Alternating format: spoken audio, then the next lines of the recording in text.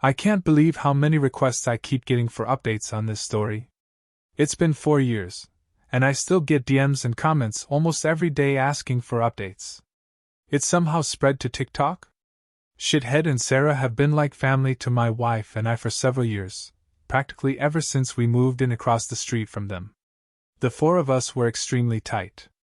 Our kids are the same age as theirs and are all good friends. We were one big family unit. We did dinner together a few times a week. We went on vacations together. I truly saw Shithead as a brother, and my wife and Sarah were very close too. 5 months ago, I was completely blindsided by the discovery of an affair between my wife and Shithead. My wife had left her email open on our computer, and I saw an email from her to her longtime therapist saying that Shithead would be joining her at an upcoming session. Again. WTF? My mind started racing. Why in the world would Shithead be going to her therapy sessions without my knowledge? I did a search and found some other emails to and from the therapist proving that Shithead had been going to sessions together with her for about 6 weeks. I checked our mobile phone account and discovered that, since late summer, they had been exchanging hundreds of texts every day, peaking at nearly 500/day by the holidays. Speaking of the holidays, my wife and I hosted both of our families, parents, siblings, etc., for both Thanksgiving and Christmas dinner, and Shithead and Sarah joined us either for dinner or after dinner on both holidays. Text records showed that the entire time that they were at our house celebrating with our families, my wife and Shithead were texting each other across the room. They were doing that pretty much every time the four of us hung out for months. And all day every day just in general. But what bothers me the most is that they were doing it with Sarah and I right there. I confronted my wife with the evidence, and she admitted that yes, she and Shithead had fallen in love. It just happened. I don't know how. But I love him and I just don't feel anything for you anymore. I'm sorry.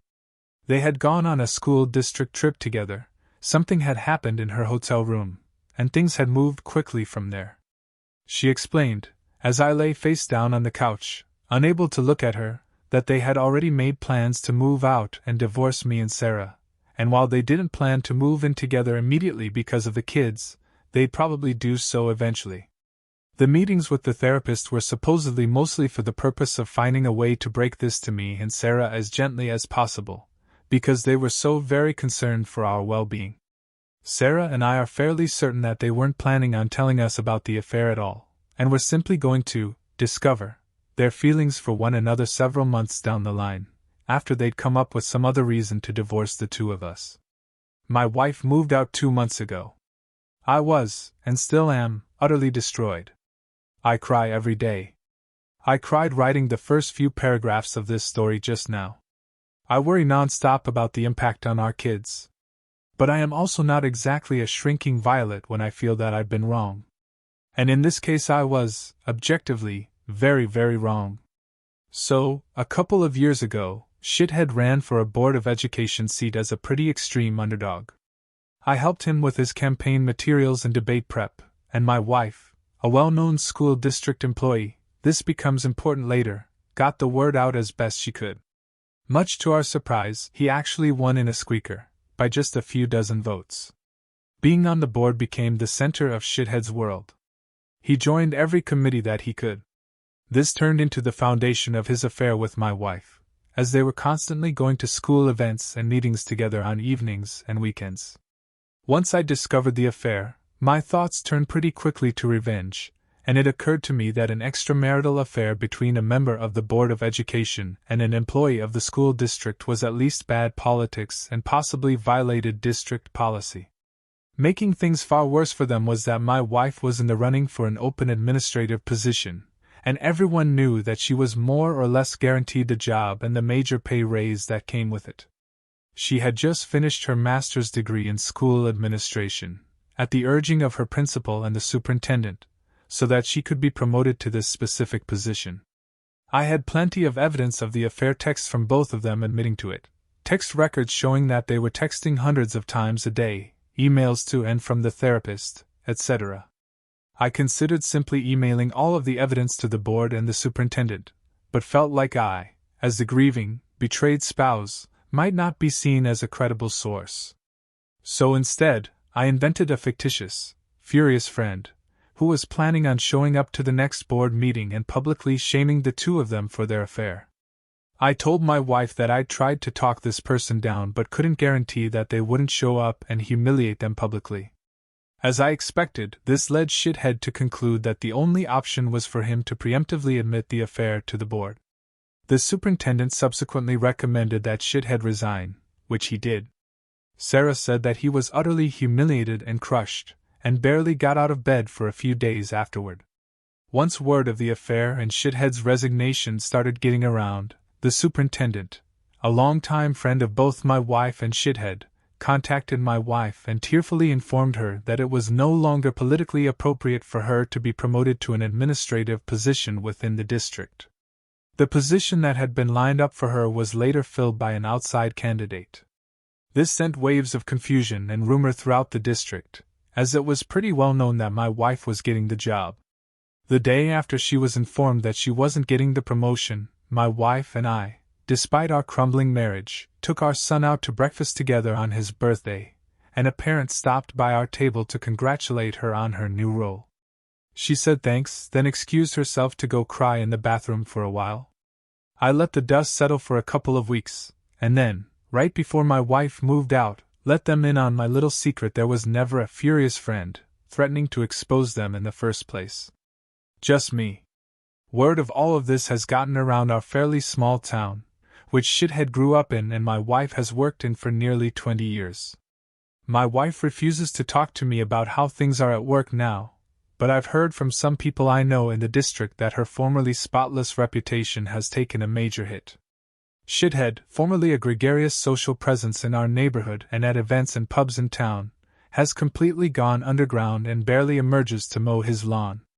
He's moving out soon, to a shitty little townhouse which is all he can afford due to all the child support he's going to have to pay his wife. My wife and Shithead claim that they plan on trying to make things work together, despite all the public humiliation. I wish them lots of luck with that. I'm sure it will be a lot of fun to show their faces together in town. Answers to some common questions in the comments. Are you and Sarah a thing now? You should totally be a thing, that would be awesome. No. We're friends. We've been incredibly important to each other since this all started and have certainly gotten a lot closer, but not in the way everyone's thinking. This would all be so much harder to deal with if I didn't have her to lean on, and she says she feels the same way about me. We're going through basically the exact same situation with the same players, after all. Shithead hasn't moved out yet. Once he does, we plan to go back to getting the kids together more often like they used to. It'll never be the same, of course. She already does come over with the kids from time to time, but it's just tough with Shithead's constant presence across the street. Didn't your revenge hurt both sets of kids? Not really. Shithead has a day job. The Board of Education was his hobby and his passion, but this didn't affect his income at all. And my wife has been assured that if she wants to pursue an administrative position with another district, she'll have glowing letters of recommendation from her superintendent and principal. It'll mean giving up a lot of work relationships in the process, but given the hit her reputation has taken, I'm guessing she makes that jump sooner rather than later. In the meantime, not moving to an administrative job means that she still has summers off with the kids. Why do you call her your wife instead of your former wife? We're working our way through divorce mediation, but it isn't final yet. Will be soon. Why didn't you notice all of the texting your wife was doing? Well, I did. It was really starting to piss me off. It was excessive.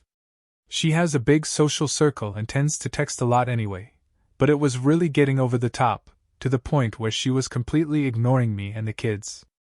At one point in November I asked her to agree to a no phones at the dinner table rule, which she agreed to reluctantly but then would pout through dinner, and eventually she just started using her phone during dinner again. All that said, I was blind. Not only was the texting getting weird, but her relationship with Shithead was starting to make me uncomfortable. Sarah noticed it too and agreed. We confronted them a couple of times about it directly, and they both swore up and down that it was just school stuff that they were talking about, there was nothing else going on. And for whatever reason, We believe them probably because the mind tends to refuse to see things that it doesn't want to see. Thanks, by the way, for all of the support in the comments. I couldn't reply to everyone, but I did read them all, and I appreciate them, even the brutally honest feedback from people who feel that I did the wrong thing. Posting this and reading all of the responses introduced me to perspectives I hadn't considered about all of this, and reminded me most of all that the anguish I'm dealing with is pretty normal given the situation I'm going through. I had a pretty okay Memorial Day weekend, even though I missed my wife and thought a lot about the things we'd probably be doing as a family. I'm taking my kids camping next weekend, and having something like that to look forward to and plan has me feeling pretty good today.